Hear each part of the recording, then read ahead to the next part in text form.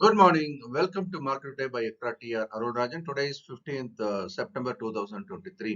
இன்னையோட pre market இன்ஃபர்மேஷனை பார்க்கலாம். நேத்திக்கு முடிஞ்ச அமெரிக்க சந்தையானது வலுவாக முடிஞ்சிருக்கிறத நம்ம பார்க்குறோம். டவ் ஜோன்ஸ் வந்து 1.2% என்ற அளவிற்கும், S&P 500 0.84 என்ற அளவிற்கும், நாஸ்டாக் 0.89 என்ற அளவிற்கும் வலிமையான ஒரு ஏற்றத்தில் இருக்கிறத பார்க்குறோம். இதை ஒட்டி ஆசிய சந்தைகள் எப்படி இருக்குன்றத பார்க்கலாம். முக்கிய எல்லா சந்தைகளுமே ஆசிய சந்தைகள் எல்லாமே தற்போது ஏற்றத்தில் துவங்கி ஏற்றத்திலே வியாபாரமாகி வருகிறது. ஜப்பானோட நிக்காய் ஆகட்டும், ஹாங்காங்கோட ஹாங்சாங், சவுத் கொரியா காஸ்பி, சீன சங்கை, தாய்வான் எல்லாமே இப்போது ஏற்றத்துடன் வியாபாரம் ஆயிட்டு இருக்கிற இந்த நிலைமையில நம் சந்தை எப்படி வியாபாரமாகலாம் அப்படின்றதையும் பார்க்கலாம். ஸோ நம் சந்தையும் மீண்டும் ஒரு gap up, marginal gap up அப்படி சொல்றோம். ஒரு 40ல இருந்து 50 பாயிண்ட் இந்த ரேஞ்சில் வந்து கேப் அப் ஓப்பன் ஆகிறதுக்கான வாய்ப்பு இருக்கிறதா நம்ம பார்க்குறோம். ஸோ தொடர்ந்து கடந்த சில தினங்களாக நம்முடைய சந்தை ஏறுமுகமாக இருக்கிறதையும் நம்ம பார்க்கறது குறிப்பிடத்தக்கது. நிஃப்டியோட ரேஞ்ச் அப்படின்றது நம்ம 19,700 சப்போர்ட்ல இருந்து மேல வந்து 20,550 ரெசிஸ்டன்ஸ் இந்த ரேஞ்ச் வச்சிருக்கோம். அப்புறம் இந்த ரேஞ்ச் இன்னும் கொஞ்சம் நேரோ டவுன் பண்றதுக்கும் நம்ம பிளான் பண்ணுவோம். நிஃப்டி பேங்க் பொறுத்த வரைக்கும் அதே மாதிரி அதுவும் ஒரு குறுகிய எல்லைக்குள்ள இருக்கிறது நம்ம பார்க்கிறோம். 44,800 மேல 46,500 என்ற 2 எல்லைக்குள்ள அது வியாபாரம் ஆயிட்டு வரது பார்க்கிறோம். முக்கியமான மேக்ரோ எக்கனாமிக்கல் ஃபேக்டர்ஸ் அப்படின்னு நம்ம பார்க்கும்போது யூஎஸோட ரீட்டைல் சேல்ஸும் ஏறுமுகமா இருக்கிறத பார்க்குறோம். சைனாவோட ரீட்டைல் சேல்ஸும் ஏறுமுகமா இருக்கு. பொருளாதார ரீதியாக இது வந்து ஒரு சாதகமான செய்தியாக பார்த்தாலும் கூட இது வட்டி விகித உயர்வின் அடிப்படையில பார்க்கும்போது பணவீக்கத்தின் ஏற்றத்துக்கு ஒரு காரணமாக அமைந்து வட்டி விகித உயர்வுக்கு உந்தப்படலாம் அப்படின்றதையும் நம்ம பார்க்க வேண்டியிருக்கு. குறிப்பா நேற்று வந்து யூரோப்பியன் சென்ட்ரல் பேங்க் வந்து 25 பேசிஸ் புள்ளிகள் என்ற அளவிற்கு 0.25% என்ற அளவிற்கு வட்டி விகிதம் உயர்த்திருக்கிறார்கள். தொடர்ந்து சிபிஐ, WPI என்று சொல்லக்கூடிய consumer price index and wholesale price index சொல்லக்கூடிய பணவீக்க எண்கள் எல்லாமே தற்போது உலகளாவிய அளவிலும் இந்திய அளவிலும் கூட ஏறுமுகமாக இருக்கிறது என்பதை குறிப்பிடத்தக்கது. இது வந்து சந்தைக்கு பாதகமான ஒரு அம்சமாகும்.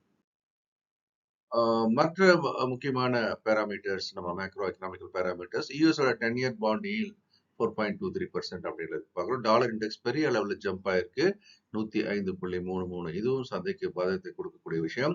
Front crude 94.33. பொதுவாக க்ரூட் ஆயிலுடைய விலை ஏற்றம் என்பதை 2 கோணத்துல பார்க்க வேண்டியிருக்கு. ஒன்னு வந்து பாசிட்டிவா பார்க்கறதா இருந்தா பொருளாதாரம் வளர்ச்சி அடைகிறது, தேவை கூடுகிறது. ஸோ டிமாண்ட் கூடும்போது விலை ஏறுறதுன்றது ஒண்ணு. இன்னொன்று சப்ளை குறைக்கும் போது ஏறக்கூடிய இந்த விளையாட்டத்தையும் வேற ஒரு கண்ணோட்டத்தில் பார்க்கணும். இப்போதைக்கு பிரண்ட் க்ரூட் ஏற ஏற பங்கு சந்தையும் ஏறிக்கொண்டிருக்கிறது என்பதுதான் ஒரு அப்சர்வேஷன்.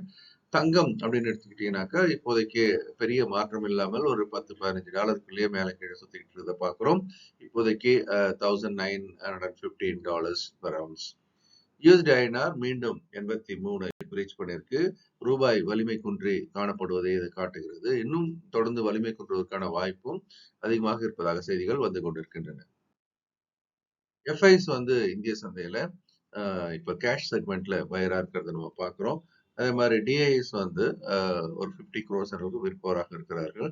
எஃப்ஐஸ் வந்து கேஷ் செக்மெண்ட் நிறைய செல்லரா தான் இருந்தாங்க கடந்த ஒரு வாரத்துக்கு மேலாக. ஆனா அவங்க டெரிவேட்டிவ் செக்மெண்ட்ல பையரா இருந்தாங்கன்றதே நம்ம சொல்லிட்டு இருந்தோம். Live market analysis Nifty Bank நிஃப்டியை மண்டே டு ஃப்ரைடே பண்றோம். இது ஒரு சப்ஸ்கிரிப்ஷன் ப்ராடக்டா ஜூம் லிங்க்ல வரும். 499 per week. மண்டே ஆரம்பிக்கும், ஃப்ரைடே முடியும். கேண்டில் ஃபார்மேஷன் அப்படின்னு பார்க்கும்போது இப்போ ஒரு ஏற்றத்தின் முடிவில் ஒரு ஸ்பின்னிங் டாப், இது வந்து முக்கியமான ஒரு ஏற்றத்துல இருக்குது. இந்த ஸ்பின்னிங் டாப் ஏற்றத்தை முடிவுக்கு கொண்டு வரக்கூடியதாகவும் இருக்கலாம். இல்ல இதுக்கு மேல ஒரு கிரீன் கலர் கேண்டில், பெரிய புல் கேண்டில் வந்தது அப்படின்னா இந்த தடை உடைக்கப்பட்டு அடுத்த கட்ட மிகப்பெரிய புதிய ஏற்றத்திற்கும் தன்னை தயார் பண்ணலாம். இப்போதைக்கு அதனுடைய டெஸ்டினேஷன் அடைஞ்சாச்சு. இனிமேல் ஏறுவதற்கு அப்படின்றதுக்கு புதிய உந்துதல் வர வேண்டும். இந்த வீடியோ உங்களுக்கு பிடிச்சிருக்கும்னு நம்புறேன். ஷேர் பண்ணுங்க, லைக் பண்ணுங்க, உங்களுடைய கமெண்ட்ஸையும் வீடியோ கீழே போடுங்க. இந்த நாளும் இனிமையான நாளாக இருக்க மனமார்ந்த வாழ்த்துக்கள். இந்த வீடியோ உங்களுக்கு பிடிச்சிருக்கும்னு நம்புறேன். நீங்களும் லைக் பண்ணி ஷேர் பண்ணுங்க, உங்களுடைய கமெண்ட்ஸையும் போடுங்க. இந்த நாளும் இனிமையான நாளாக இருக்க என்னுடைய மனமார்ந்த வாழ்த்துக்கள். இந்த வீடியோ உங்களுக்கு பிடிச்சிருக்கும்னு நம்புறேன். நீங்களும் லைக் பண்ணி ஷேர் பண்ணுங்க, உங்களுடைய கமெண்ட்ஸையும் போடுங்க. இந்த நாளும் இனிமையான நாளாக இருக்க என்னுடைய மனமார்ந்த வாழ்த்துக்கள்.